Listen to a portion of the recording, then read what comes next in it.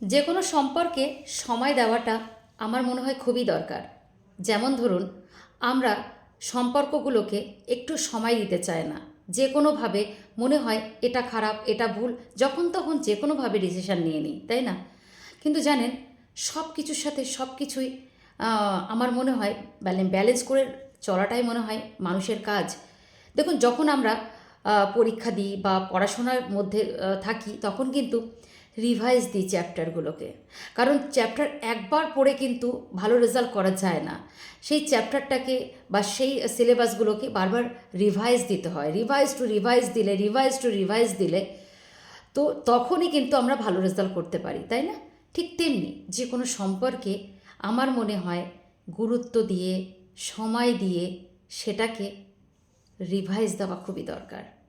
কারণ আপনি যদি একটা মানুষকে ভালো করে জানেন, না ভালো করে বোঝেন, তাহলে কিন্তু কোনো সম্পর্কই আপনি টিকিয়ে রাখতে পারবেন না।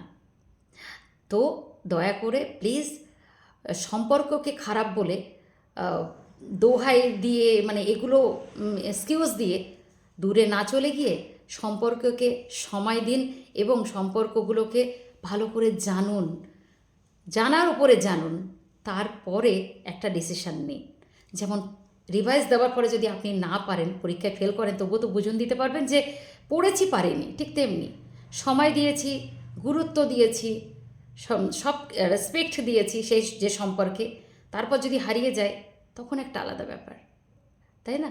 ভুল বললে ক্ষমা করে দেবেন, ভালো লাগলে শেয়ার করে দেবেন। সবাই সুস্থ থাকুন, ভালো থাকুন।